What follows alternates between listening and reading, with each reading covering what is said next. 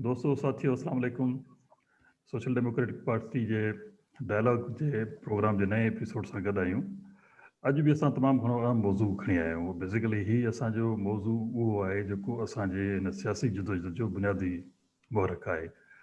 अॼु असां बेसिकली जमहूरियत ऐं जमहूरी क़द्र माना डेमोक्रेसी ऐं डेमोक्रेटिक वैल्यूज़ ते जेको आहे सो बहस कंदासीं ऐं इन खे वरी जेका पाकिस्तान में मुरवज डेमोक्रेसी आहे इन खे वरी दुनिया जे ॿियनि मुल्कनि सां बि भेट कंदासीं। सो अॼु असां जो महिमान आहे मौजूदु महिमान आहे साईं एम्बेसडर जी आर बलोच साहब। पाण अॻु बि असांजे प्रोग्राम में आया आहिनि ऐं पाण जेको आख़िरी प्रोग्राम कयोसीं उहो गवर्नेंस ते कयोसीं ऐं मुंहिंजो ख़्यालु आहे ही गवर्नेंस ऐं डेमोक्रेसी उन जी कंटिन्यूशन में ही प्रोग्राम असां कयूं पिया।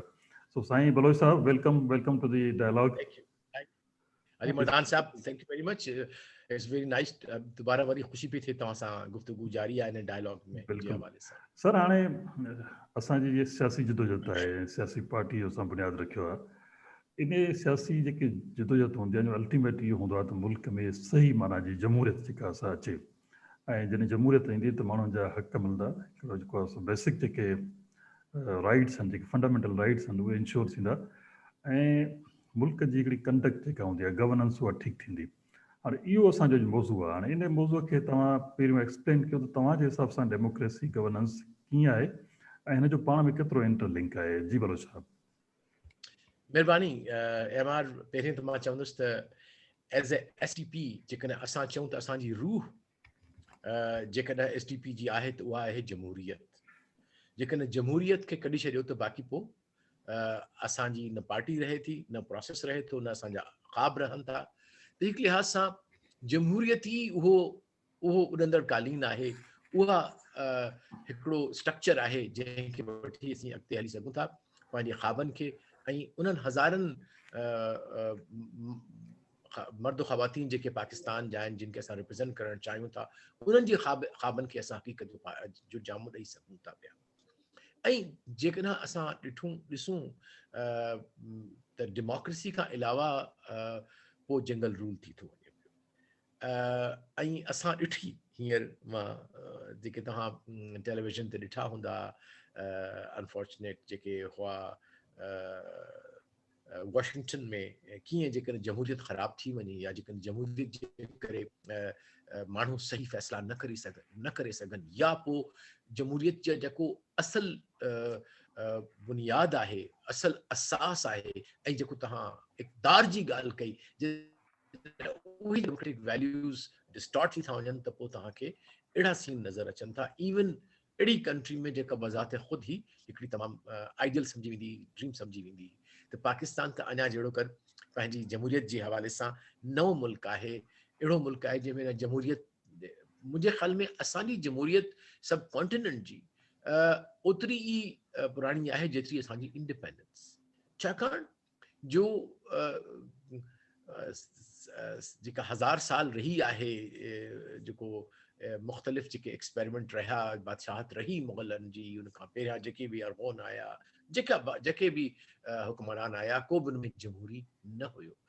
इहो हिकु लिहाज़ सां जेके कॉलोनियल ब्रिटिशर्स आया, उन्हनि जे वञण खां पोइ हू उन्हनि कुझु इंस्टीट्यूशन्स आंदा डेमोक्रेटिक, हिकिड़ी पंहिंजे चाहे कॉलोनियल रूल खे ई अॻिते वधाइण जे लाइ आंदा, लेकिन उन्हनि उहे इंस्टीट्यूशन जेके आहिनि से इदारा जेके आहिनि से ज़रूरु उन में हिंदुस्तान में जेको गॾियल हुयो ब्रिटिश इंडिया में इस्टेब्लिश कया। ऐं उन में सभ खां अहम रोल आई थिंक उनखे जेका ॻाल्हि क्रेडिट आहे सो वञे थो त कंहिं बि डेमोक्रेटिक प्रोसेस जे अंदरि जमहूरी हलाइण जे लाइ इंस्टीट्यूशन्स आर मोस्ट इम्पॉर्टेंट। ऐं सभ खां टॉप ते हिकिड़ी इंस्टीट्यूशन आहे, उहे आहिनि पॉलिटिकल पार्टी, पॉलिटिकल जमातूं। त उन्हनि ई कांग्रेस जो बुनियादु रखियो, तव्हांखे ख़बर हूंदी अंग्रेज़नि ई रखियो। साॻी तरह सां मुस्लिम लीग खे बि अॻिते वधाइण में उन ज़माने जी ब्यूरोक्रेसी, उन ज़माने जी ब्रिटिश इंकरेजमेंट हुई असांजे मुस्लिम लीडर्स खे त हू हिकिड़े प्लेटफॉर्म ते अचनि। ऐं पोइ बाद में त पंहिंजो हिकिड़ो डायनेमिक्स थी थो वञे पियो, बट इंस्टीट्यूशन जे हवाले सां उन्हनि इंकरेजमेंट कई, या हिकिड़ी इनेबलिंग इन्वायरमेंट ज़रूरु ॾिनी। त हिकु लिहाज़ सां जेकॾहिं का सुठी लेगेसी आहे हिन ख़िते में, पाकिस्तान में, हिंदुस्तान में, बांग्लादेश में, त उहा आहे जमहूरियत जो जहिड़ो टुटल फुटल निज़ाम, पर हिकिड़ो निज़ाम, हिकिड़ो स्ट्रक्चर ज़रूर आहे। पोइ हाणे चाहे त उनखे असांखे बहितर करणो आहे। हा, उन हवाले सां पाकिस्तान जो तजुर्बो ज़रा सुठो न रहियो आहे, जॾहिं त हिंदुस्तान में तसलसल सां जमहूरियत हलंदी रही आहे। उनजे बावजूद बि असां ॾिसूं पिया था त कहिड़े क़िस्म जा लीडरशिप डेमोक्रेसी थ्रो अप कनि। उहो अॻिते हली पाण गुफ़्तगू में ईंदा कंदासीं बिल्कुलु त कीअं डेमोक्रेसी ख़ुदि। हाणे माना डिस्कशन ईअं आहे त जमहूरियत जी त साईं। हिकिड़ो त माना जेका डेफिनेशन जमहूरियत जी सभु ॿुधाईंदा आहिनि त government by the people for the people by of the people. हाणे इन खां हटी करे हिकिड़ो ॿियो बि आहे माना डेफिनेशन्स, माना छो त इल्म जमहूरियत ते सियासत ते तमामु घणा मुहक़क़ ऐं मुअरखीन रहिया आहिनि। सो हाणे उन में हिकिड़ो इहो बि आहे त हिन में बेसिकली माण्हुनि खे हिकिड़ी चॉइस ॾिनी वेंदी आहे त हू पंहिंजा रूल्स ठाहिनि ऐं उन्हनि खे पोइ पंहिंजा जेके आहिनि इलेक्टेड रिप्रेज़ेंटेटिव हुजनि जेके वरी गवर्न कनि, basically framing of the rules and the सही गवर्नेंस ऑफ द रूल्स और the implementation of the rules is basically democracy. हाणे उन खां पोइ डेमोक्रेसी में हिकिड़ा ॿिया बि फंडामेंटल्स हूंदा आहिनि त सभिनी खे इज़हार जी आज़ादी हुजे ऐं हू जेको इलेक्ट्रल प्रोसेस सां में पार्टिसिपेट बि कनि ऐं डिसीजन मेकिंग में बि पार्टिसिपेट कनि डायरेक्ट या इनडायरेक्ट। हाणे इहे जेके बुनियादी जुज़ आहिनि उन में इहा ॻाल्हि आहे त रूल्स हुजनि, रेगुलेशन्स हुजनि, पार्टिसिपेशन हुजे, इम्प्लीमेंटेशन हुजे, डिसीजन मेकिंग में माण्हुनि जो हिसो हुजे। हाणे इहे आहिनि 5-6 शयूं जेके डेमोक्रेसी लाइ ज़रूरी आहिनि। हाणे इन्हनि शयुनि खे तव्हां तसवर में रखो था त आया इहे शयूं पाकिस्तान में या साउथ एशियन कंट्रीज़ में प्रॉपर तरीक़े सां इम्प्लीमेंट थियनि थियूं नथियूं थियनि। जेको मां पहिरियों ॻाल्हि पिया कयो उनखे इन जी कंटिन्यूएशन वक़्तु वधायो। जी साईं भलो साहब। जी, थैंक यू। इनफैक्ट डेमोक्रेसी जेको आइडिया आहे, what is called the enterprise of democracy, democracy as an enterprise कंहिं सोसाइटी जे अंदरि उन में 4 शयूं 5 शयूं बल्कि हूंदियूं आहिनि, ॾाढियूं ज़रूरी हूंदियूं आहिनि। उनमें हूंदो आहे त हिकिड़ी उनमें छा हुजे त पार्टिसिपेशन हुजे डिसीजन मेकिंग जे अंदरि। उन जे लाइ ज़रूरी आहे त उन्हनि वटि इंफॉर्मेशन हुजे, अॼुकल्ह जे हवाले सां एक्सेस टू इंफॉर्मेशन हुजे, छाकाणि जेकॾहिं इंफॉर्मेशन एक्सेस न थी त पोइ हू सही फ़ैसिलो न करे सघंदा।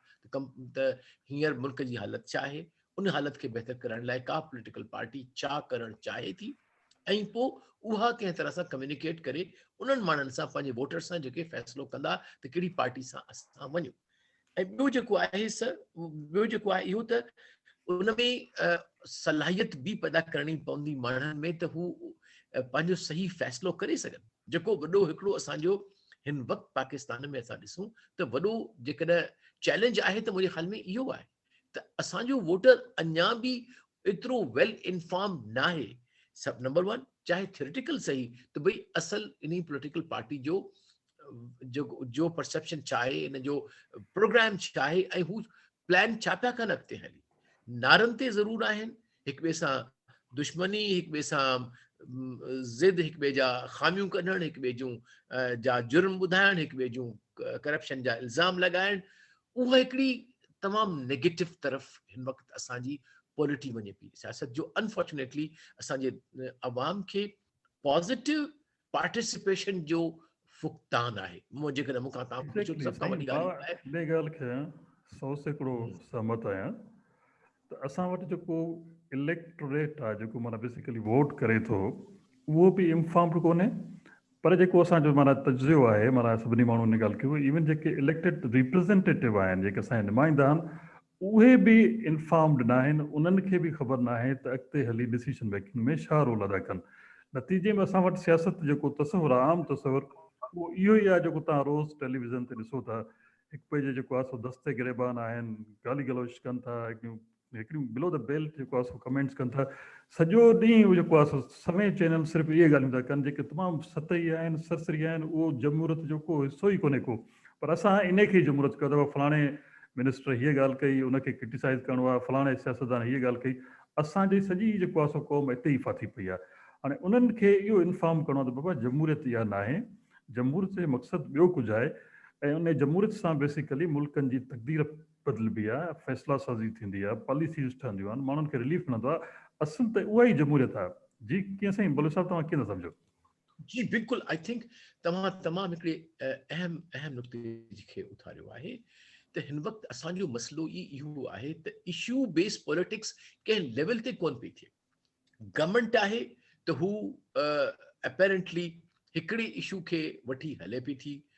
करप्शन जी आहे, ठीकु आहे, corruption accountability is very very important, लेकिन what about other policy issues जंहिं ते त कम अज़ कम इन्हनि खे पंहिंजो स्टैंड ॾियणु घुरिजे, ॿुधाइणु घुरिजे, उन्हनि मसइलनि खे करणु घुरिजे। नतीजो छा निकिरे पियो त असांखे हिक खां ॿियो, ॿिए खां ॿियो, टिनि खां पोइ टियों पॉलिसी चैलेंजिस अचनि पिया था, चाहे इन्फ्लेशन हुजे, चाहे तव्हांजी कॉस्ट ऑफ लाइफ हुजे, तव्हांजो पंहिंजो फॉरेन करेंसी जेके आहिनि से रिज़र्व हुजनि, तव्हांजी इंडस्ट्रियलाइज़ेशन हुजे, एग्रीकल्चर पॉलिसी हुजे, पावर पॉलिसी हुजे, तव्हांजी पंहिंजो कम्युनिकेशन जो सिलसिलो हुजे, ऐं वरी साॻे ई टोकन सां को काउंटर नैरेटिव कोन थो नज़र अचे अपोज़िशन खां।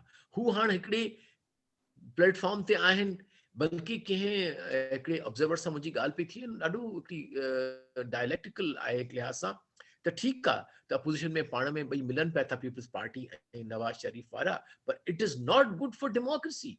जेकॾहिं इहा ई फ्रेंडली अपोज़िशन अॻिते हली जेकॾहिं 2023 में अचे थी पई, त who will then watch the watchers.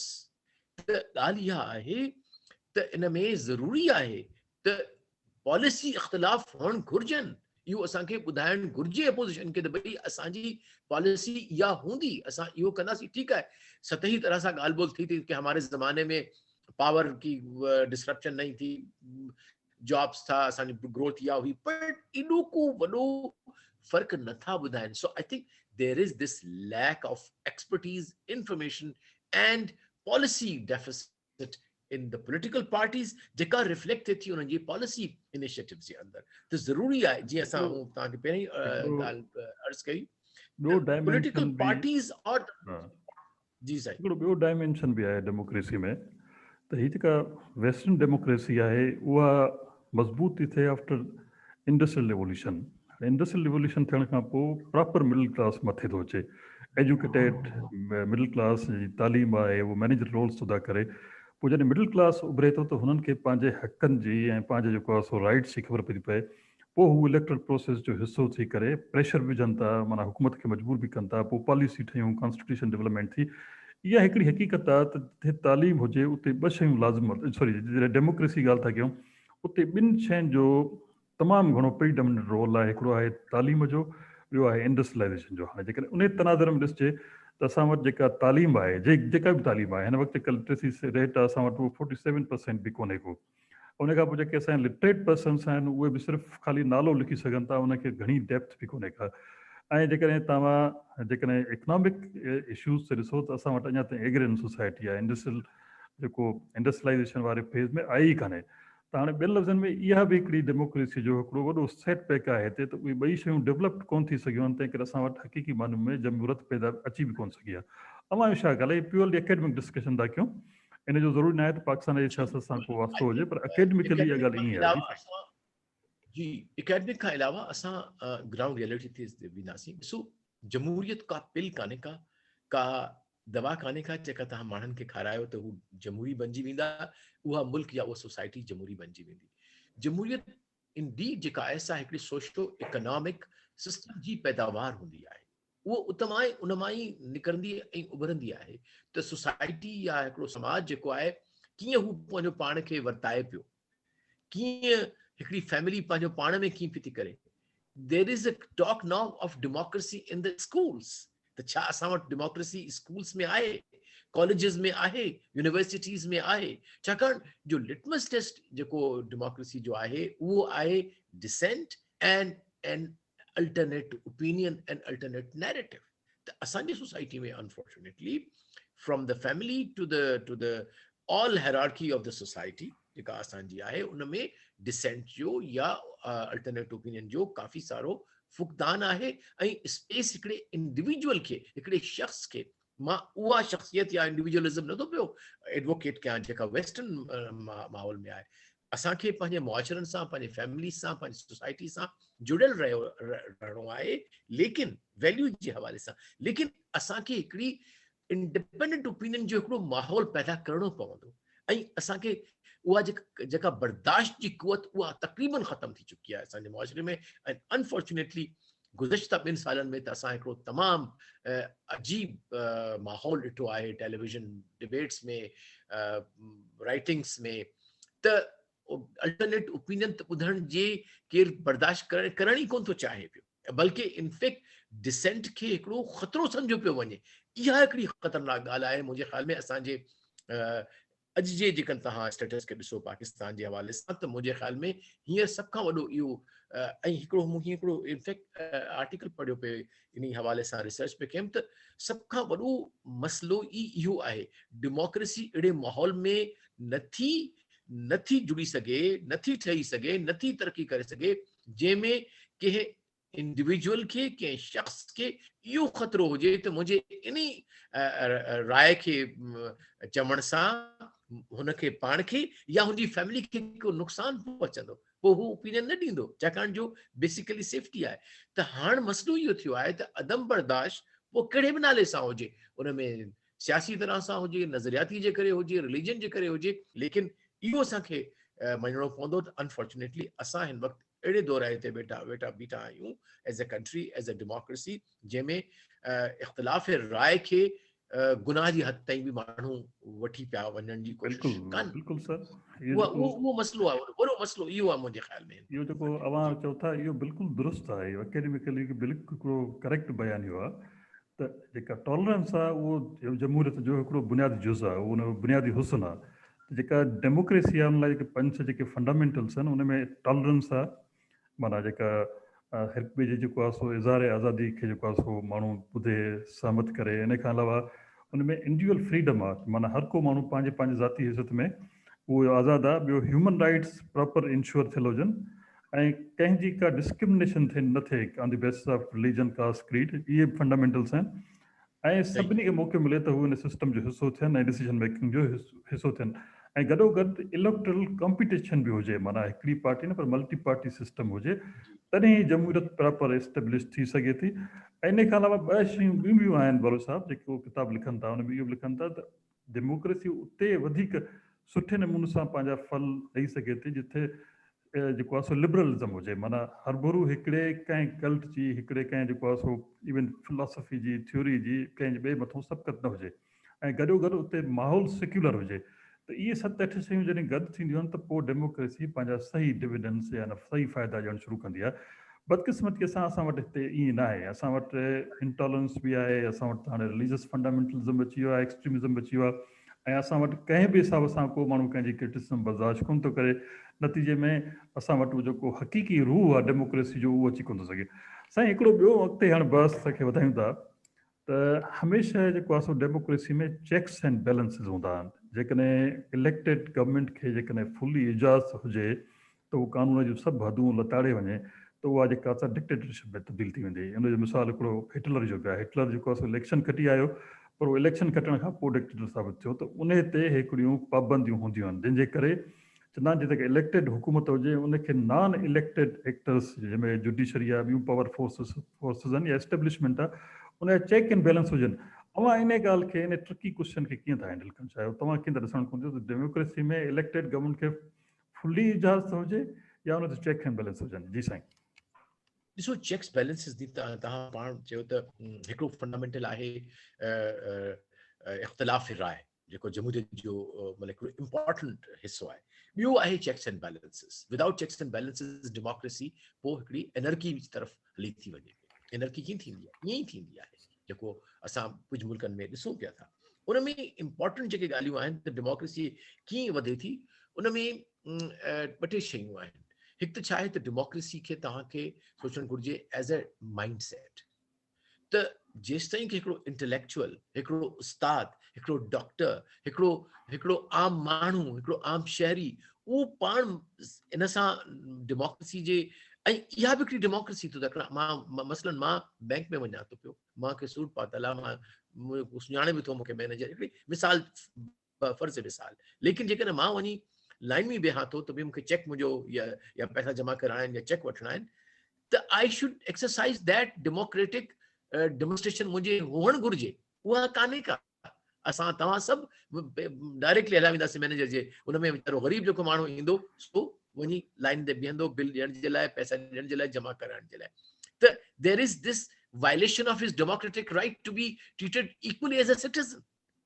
The ये जेके demonstrable आहिनि attitudes behaviors असांजा in our day to day life, मुंहिंजे ख़्याल इन्हनि खे पहिरीं चेंज कयूं असां, पोइ असां जेको आहे सो जेके असांजा इंस्टीट्यूशन्स आहिनि इन जा डेमोक्रेसी जा, जंहिंमें इम्पोर्टेंट आहे पॉलिटिकल पार्टीज़, उहे बज़ाते ख़ुदि हींअर अनडेमोक्रेटिक आहिनि अनफॉर्चुनेटली। ऐं साउथ एशिया जे अंदरि जेको ट्रेंड आहे, ॿ किस्म जा ट्रेंड आया आहिनि, नेगेटिव आहे। हिकु त डायनेस्टिक डेमोक्रेसी जे तरफ़ हली वञनि पिया, हिकिड़ी डायनेस्टी आहे, हिकिड़ो फैमिली आहे, उहो आहे, उनजो पीउ आहे, वरी उनजो पुटु आहे, वरी पुट जो पुटु आहे, and even a more kind of so-called very progressive democracy like India has not been able to get rid of Gandhi family, or in Sri Lanka the family which is controlling, or in Bangladesh also.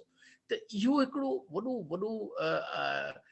even developed countries जे अंदर भी आहे कि हद ताईं, Canada में जेको आहे सो prime minister is the son of a former prime minister, Bush ब जेके से थिया आहिनि। So there is this big challenge for democracy. त कंहिं तरह सां जेके ऐं उन में वरी पोइ political culture with in the political parties अची थो वञे पियो। उन खां पोइ जेके तव्हां जे तरफ़ इशारो कयो, नो डाउट जेका ट्राइकोटमी ऑफ पावर आहे, जंहिंमें जुडिशरी आहे, उन में एग्ज़ेक्टिव आहे, ऐं importantly the fifth pillar of the state, that is the media. Media can play a very important role, and उन मीडिया खे ई इस्तेमालु करणो आहे। लेकिन media is like a knife, जेकॾहिं आहे सर्जन जे हथ में त हू हिकिड़े माण्हू खे इलाज करे वठंदो, जेकॾहिं अची थो वञे खूनी जे हथ में त हू मुआशरे खे बेहाल करे सघे थो पियो। That is a problem. ऐं इहो जेको असां फेक न्यूज़ जो ॾिसूं था, जेको डिस्टॉर्शन ऑफ डेमोक्रेसी थी आहे, उन में fake news and alternate truth, I mean, we never heard of post-truth era. What are these coinage? इन जो मतलब है तव्हां हकीकत उहा ॾिसो जेका असीं ॿुधाइण चाहियूं था तव्हांखे। You believe in what we want you to do it. ऐं ॿियो सर इम्पोर्टेंट ॻाल्हि इहा आहे त जेके हींअर सोशल मीडिया जा जेके प्लेटफॉर्म आहिनि, दे बिकम ग्लोबल हिकिड़ा मॉन्स्टर बणिजी विया आहिनि। फेसबुक आहे, व्हाट्सएप आहे, गूगल आहे, इन्हनि जो एतिरो सारो असर आहे तव्हां सिटीज़न्स ते, असां सभिनी ते, जो we have to really protect ourselves as individuals and as societies, ताकि ईअं न थिए। ठीकु आहे, हू हिकिड़ो प्लेटफॉर्म बि कनि था पिया फॉर द इज़हार ख़्याल जे लाइ, लेकिन एट द सेम टाइम उन्हनि खे तमामु घणा पावर बणिजी विया आहिनि। उन्हनि खे लाज़मी आहे त पॉज़िटिवली इस्तेमालु कनि। ऐं उन खां अलावा अदरवाइज़ डेमोक्रेसी, मुझे ख्याल में जेकॾहिं मूंखां तव्हां पुछो त डेमोक्रेसी इज़ इन डेंजर। हाणे मूंखां मुंहिंजो इहो आहे पॉइंट छो आहे। बिल्कुलु ये सभु जेके आहिनि से हिन में एलिमेंट्स आहिनि, उहे हिन में जेको आहे सो प्रॉपर हुनजो जेको आहे कंट्रीब्यूशन आहे। साईं हाणे हिकिड़ो बहस आहे, एकेडमिक आहे बहस, पर उहो तव्हां पंहिंजे तजुर्बे में हुनखे ॾिसो। किथे चवण जो मक़सदु आहे त the elected government should control the state, माना elected government should control the state. वरी ॿियो कॉन्सेप्ट आहे त state should always control the government. हाणे गवर्नमेंट जो मक़सदु आहे जेका इलेक्टेड गवर्नमेंट अचे थी, स्टेट जो मक़सदु आहे त माना उहे जेके स्टेट जा इदारा आहिनि, माना उहो हुन ते चेक वे। त इहो कीअं थिए, माना इधर वे इज़ राइट और इन ॿिन्ही में बैलेंस हुजणु घुरिजे। जेकॾहिं हुकूमत ते को कंट्रोल न आहे, हा भले वधीक तव्हां सम्झी वियो, तव्हां हिनखे कमेंट कयो। जी साईं। I got your point. त कंहिं तरफ़ तव्हां बहस वठी वञणु चाहियो था, त हिन में प्रॉब्लम्स आहिनि। त हाउ डू यू डिफाइन स्टेट? मुंहिंजी नज़र में त स्टेट तव्हां आहियो, मां आहियां, हिकिड़ो आम माण्हू आहे, जीअं असांजो प्राइम मिनिस्टर बि चवंदो आहे, छाबड़ी वाला है, मज़दूर है, लेबरर है, he is also the state, because ultimately after Allah Almighty, the sovereignty is with the people of Pakistan or any other country. They being the sovereigns in a way have deputized जेके माण्हू अचनि था power में, उन्हनि खे 5 सालनि लाइ, 6 सालनि लाइ, 10 सालनि लाइ उनखे डेप्यूटाइज़ था कनि, या उन्हनि खे इख्तियार था ॾियनि त हू स्टेट जा जेके मामला आहिनि से हलाइनि। लेकिन यकीनन जेके स्टेट इंस्टीट्यूशन्स आहिनि ॿियनि मुल्कनि जे अंदरि बि, असांजे मुल्क जे अंदरि बि, उहे ऐं जेके पॉलिटिकल फोर्सिस आहिनि, पॉलिटिकल पार्टीज़ जेके अचनि थियूं, गवर्नमेंट बनाइनि थियूं असांजे मुल्क में, उन्हनि में ऑब्वियसली हिकिड़ो कॉन्फ्लिक्ट रहे थो, हिकिड़ी तगोदो रहे थी। छाकाणि जो अञा ताईं उहो स्ट्रीम लाइन न थियो आहे। Even in the best of the best जेके सिस्टम्स उन में बि डिस्टॉर्शन रहे थी ऐं जेके ग्रे एरियाज़ आहिनि उहे रहनि था। लेकिन इन लाइ छा आहे, फंडामेंटल टेस्ट हूंदा आहिनि सभु, त किथे लाइन ख़तमु थिए थी, किथे लाइन छुटे थी। उन में आई थिंक सभ खां पहिरियों इहो आहे त जिते हिकिड़े इंसाननि जा बुनियादी हक़ अचनि था उते फॉर श्योर हिकिड़ी हद अची थी वञे स्टेट जी, उते हद अची थी वञे गवर्नमेंट जी, उते हद अची थी वञे कंहिं बि इंस्टीट्यूशन जी। इंसानी हक़नि खां वधीक को बि मुहतरम कोन्हे, को बि मथे कोन्हे को। सो आई थिंक इहो न सिर्फ़ु दुनिया जे लाइ पर असांजे मुल्क लाइ बि इहो आहे त जेकॾहिं असां चाहियूं था त उन में आई थिंक असांखे प्रायोरिटाइज़ करणो पवंदो हिकिड़े आम माण्हू जो हक़ जीअण जो, हुनजी सिक्योरिटी जो, हुनजी जॉब जो, हुनजी इख्तियार जो, त हू मुख़्तलिफ़ रखी सघे इज़हार जो। ठीकु आहे, he cannot become an anarchist obviously। उहे ॻाल्हियूं जेके असांजी प्रोहिबिटेड आहिनि मुआशरे जे हवाले सां, असांजे रिलीजन जे हवाले सां, असांजी तारीख़ जे हवाले सां, असांजी मुआशरत जे हवाले सां, उन्हनि जी इजाज़त कहिड़ो बि मुआशरो कोन ॾींदो। लेकिन within the limits of those I think असांखे हिकिड़ो अहिड़ो बाइख्तियार मुआशरो, इनफैक्ट मूंखे पुछो त छा सोल्यूशन आहे, त मुंहिंजे ख़्याल में असांजो एंटरप्राइज़ एज़ ए SDP इहो आहे त असां कमु कंदासीं हिकिड़े बाइख्तियार मुआशरे खे इवॉल्व करण में।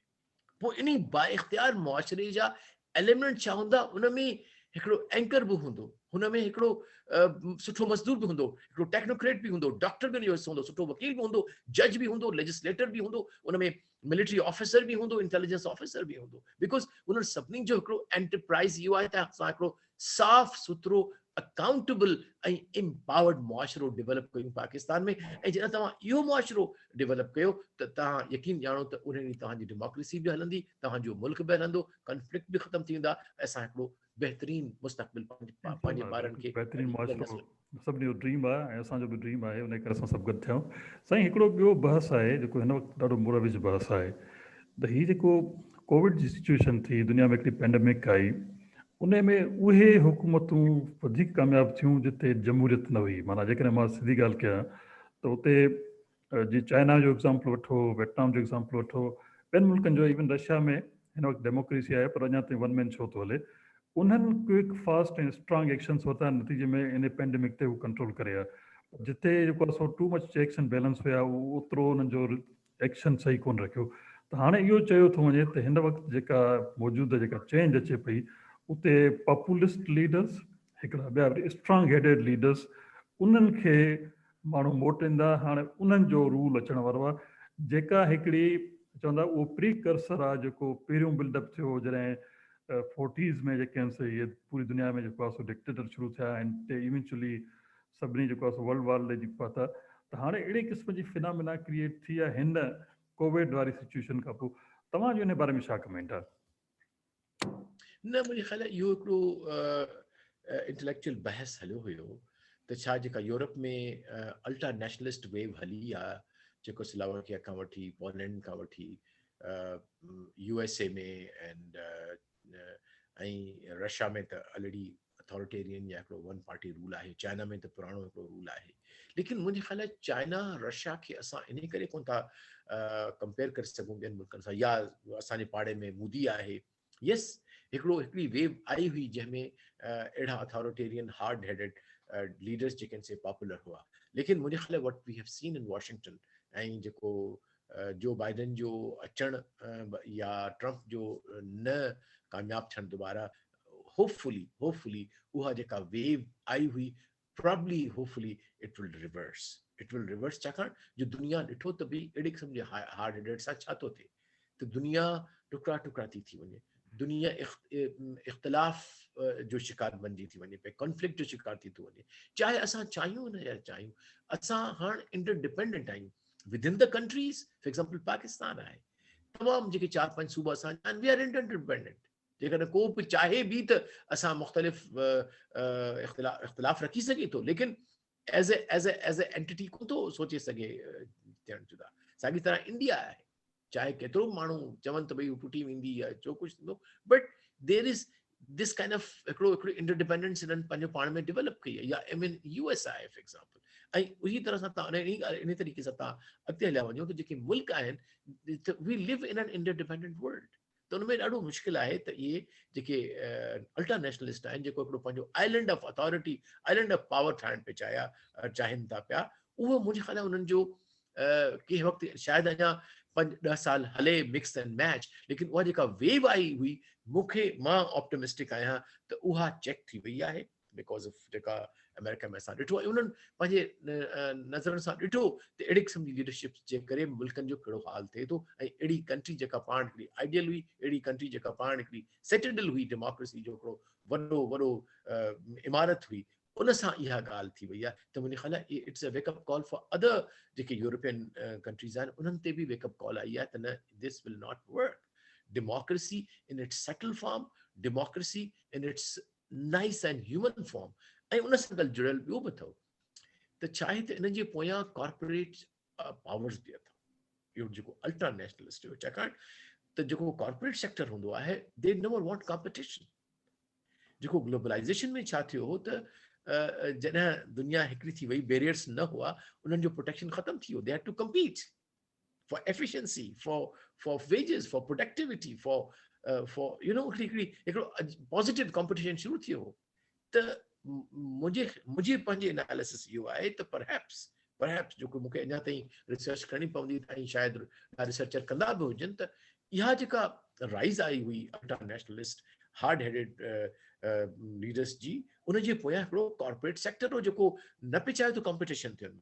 फॉर श्योर इंडिया में त तमामु हिकिड़ा उनजा एविडेंस मिलिया आहिनि त नरेंद्र मोदी जी राइस में इंडियन कॉर्पोरेट सेक्टर आहे, जिन्हनि अर्बन जी जेका असां फंडिंग कई हिन जे हिन खे इलेक्शन खे ऐं री इलेक्शन खे। इनफैक्ट यू माइट have read it, $1 billion was spent for India. It is a big money. $1 billion was spent in the last election by BJP. What a budget! What a budget! साॻी तरह सां ॿियनि मुल्कनि में इहो थियो। त मुंहिंजे ख़्याल आहे होपफुली इहे जेके हलनि पियूं वेव्स हींअर नेकेड कैपिटलिज्म जूं, उहे बि शायदि पोइ ते होपफुली अचनि। ऐं ॿी इम्पॉर्टेंट ॻाल्हि इहा आहे त छो पियो थिए, why democracy is being damaged everywhere? Because intellectuals, scholars, social scientists, उन्हनि खे एल्बो आउट करे छॾियो आहे, उन्हनि लाइ का स्पेस कोन छॾी आहे टेक्निकल माण्हुनि, छाकाणि न उन्हनि खे रिकग्निशन आहे, न उन्हनि खे उन्हनि जी इकोनॉमिक पावर आहे। सो हाणे वरी असांखे कढणो पवंदो सोसाइटी सां इंटेलेक्चुअल्स खे, स्कॉलर्स खे, छाकाणि जो democracy is a scholarly and it is an intellectual enterprise to start with. पोइ हुन जा पंहिंजा अचनि था पेरिफेरनेलिया। त हाणे असांखे उहा स्पेस जेका असां खां छिकिजी वई, असां मां इन खे बि चवां त मां उन्हनि जो सिंपैथाइज़र आहियां, मां पाण न बि खणी एॾो स्कॉलर हुजां, बट आई बिलीव दैट उहे जेके असांजा स्कॉलर्स आहिनि, इंटेलेक्चुअल्स आहिनि, सोशल साइंटिस्ट आहिनि, they need to reclaim their space in the society in respective countries as well as in the world. Sai Ballabh साहब, हाणे असांजो टाइम जेको हुयो उहो तक़रीबन ख़तमु थियण वारो आहे। अवां असांखे सिर्फ़ु इहो पंहिंजे जेके ॿुधंदड़, असां हिन बहस खे तमामु घणो खणी वियासीं, एकेडमिक बि हुयो, इंटरनेशनल बि हुयो। असांजो आम जेको सिंधी ॿुधण वारो आहे उन खे तव्हां कीअं समराइज़ करे ॿुधाईंदो त बाबा डेमोक्रेसी छा आहे, डेमोक्रेसी कीअं सम्झणु घुरिजे, ऐं हिन डेमोक्रेटिक प्रोसेस में कीअं हिसो वठणु घुरिजे ऐं छो वठणु घुरिजे, ऐं जेकॾहिं असां लातालिक थी वेठा हूंदासीं त असांखे कहिड़ा नुक़सान पवंदा, ऐं जेके हिन वक़्तु जेके पॉलिटिकल पार्टीज़ आहिनि जिन खे असां बार बार आज़मायो आहे, उहो असांखे पोइ अॻिते हली छा करींदा। इहो तव्हां असांजे आम ॿुधण खे जेको क्रक्स हुयो एक्ज़ैक्टली इहो हो त आम माण्हुनि खे सम्झाइणो आहे त बाबा तव्हां छो डेमोक्रेसीअ में जे हिन प्रोसेस में अचो। इहो असां आख़िरी सुवाल बि आहे ऐं इहो कंक्लूडिंग रिमार्क्स बि अव्हांजो हूंदो। So over to you Ballabh साहब। Thank you. शायदि मां इहो पंहिंजे कंहिं स्पीच में ॻाल्हि कई बि हुई त जेसि ताईं असांजो शहरी सिंध जो, पाकिस्तान जो, पंजाब जो, बलूचिस्तान जो, KPK जो, कश्मीर जो, गिलगित बल्तिस्तान जो पंहिंजी क़िस्मत जो धणी न थींदो, तेसि ताईं हुनजी क़िस्मत तब्दील न थी सघंदी। त मुंहिंजो ख़्याल आहे, मुंहिंजो मैसेज इहो आहे त पंहिंजी क़िस्मत जा धणी पाण थियो, ताकि तव्हांजे अचण वारी नस्ल भी उहा खुशहाल ज़िंदगी गुज़ारे सके, उहा बाइज़त ज़िंदगी गुज़ारे सके, जंहिंखे हथ फैलाणो न पए कंहिं रईस जे अॻियां, कंहिं चौधरी जे अॻियां, कंहिं ख़ान जे अॻियां, ताकि उनखे का नौकरी मिले या उनखे को धंधो मिले। त आई थिंक इम्पोर्टेंट ॻाल्हि इहा आहे त असां पंहिंजे सिंध में ख़ासि तरह सां पंहिंजे ॿारनि खे बजाए सरकारी नौकरियुनि मां वञण जे, वॾेरनि जे पोयां, MPS जे पोयां उन्हनि खे नंढा नंढा कारोबार वठी ॾियूं, उन्हनि खे टेक्निकल जेका आहे सा ट्रेनिंग करायूं, त जेसिताईं कि अली मर्दान साहब असां इकोनॉमिक फ्रीडम न ईंदी, असांखे पॉलिटिकल फ्रीडम न मिलंदी। ऐं माइक्रो लेवल खां वठी पोइ मैक्रो लेवल ते पाणे उहा असांजी ट्रांसलेट थी वेंदी। जेसिताईं कि हिकिड़ो तबिको जेको आहे सो डिपेंडेंट रहे थो या इन्हिसार करे थो कंहिं बि फ़ाइदे ॾियण वारे माण्हू में, इंस्टीट्यूशन में, जमात में, त हू पंहिंजी मर्ज़ी जो इख़्तियार इस्तेमालु न करे सघंदो। लिहाज़ा उहो इख़्तियार वापसि वठण लाइ ज़रूरी आहे त असांजा माण्हू असां पाण उन्हनि वटि न वञूं, हिकिड़ा ईगोइस्टिक थियूं। मां चवंदो आहियां ईगोइस्ट थियणु ख़राबु न आहे उन हद ताईं त न मां बुख मरंदुसि पर हथ न टंगींदुसि। इहो बि हथ टंगणु आहे जेकॾहिं हिकिड़ो माण्हू वञे थो या साईं मूंखे नौकिरी वठी ॾियो। इट इज़ मां हिनखे चवंदुसि आहे इहो। त मां चवां थो सिंध जी ट्रांसफॉर्मेशन जे लाइ, बल्कि प्रॉब्ली पूरे पाकिस्तान जे लाइ, जेसिताईं इहा डिपेंडेंस न ईंदी माण्हुनि जे अंदरि, छाकाणि तव्हां ॾिसो वेस्टर्न तव्हां रहिया आहियो पाण ॿाहिरि, त छो हू स्ट्रांग हूंदा आहिनि, छो हू पंहिंजो इख़्तिलाफ़ करे सघनि, छाकाणि जो स्किल्ड आहिनि, टेक्निकली वेल ट्रेन्ड आहिनि। They are not dependent on MNA MPA for their living या कंहिं वॾेरे जे। हू चवंदा मैं फेरी एंटरप्राइज़ में कमु कंदुसि। ठीकु आहे, उहो स्टेज असां वटि न आयो आहे, असांजी इकोनॉमी एतिरी वॾी कान्हे, एॾी सोफिस्टिकेटेड कान्हे। उनजे बावजूद बि हिकिड़ी बिगिनिंग करणी पवंदी त पंहिंजो पाण खे मुआशी तरह सां आज़ादु करणो पवंदो। आज़ादु जो मतिलबु इंडिपेंडेंट करणो पवंदो, ख़ुदि मुख़्तियार करणो पवंदो। ऐं इहा ख़ुदि मुख़्तियारी स्किल सां ईंदी, नॉलेज सां ईंदी। ऐं पोइ यकीन कयो त जॾहिं तव्हां वटि मुआशी अची थी वञे पई ख़ुदि मुख़्तियारी, त मुआशरती ख़ुदि मुख़्तियारी, समाजी ख़ुदि मुख़्तियारी, सियासी ख़ुदि मुख़्तियारी ख़ुदि ब ख़ुदि तव्हांजो मुक़दर बणिजी वञे थो। ऐं जॾहिं उहा तव्हांजो मुक़दर बणिजी वञे थो त तव्हांजो मुक़दर तब्दील थिए थो ऐं तव्हांजो मुस्तक़बिल बहितर थींदो इंशाअल्लाह। बिल्कुलु साईं, बिल्कुलु बिल्कुलु तमामु ज़बरदस्त मैसेज ऐं पावरफुल मैसेज ॾिनो। मां हाणे बि सिर्फ़ु हिकिड़ी शइ एड कयां जेका तव्हां मिस कई बेसिकली, त इकनॉमिक एम्पावरमेंट ज़रूरु कयो, ख़ुददारी बि तव्हां वटि ज़रूरु हुजे, तालीम बि ज़रूरु हासिलु कयो, स्किल बि ज़रूरु हासिलु कयो। तव्हां जी शयूं मां रिपीट थो कयां, पर गॾोगॾु तंज़ीम साज़ी बि कयो, पाण जहिड़नि माण्हुनि सां गॾु थियो, हथ हथ में मिलायो, सियासी कुवत ठाहियो। सियासी कुवत ठाहींदो त पोइ इहे जेके असांजे मथां मुसलसिल हुकुमरान आहिनि, मोरसी हुकुमरान आहिनि, खानदान नस्ल दर नस्ल जिन असांजे मथां हुकुमरानी कई आहे, तॾहिं असां हुन खां चैलेंज करे सघंदासीं ऐं तॾहिं हुन मां जान छॾाईंदासीं।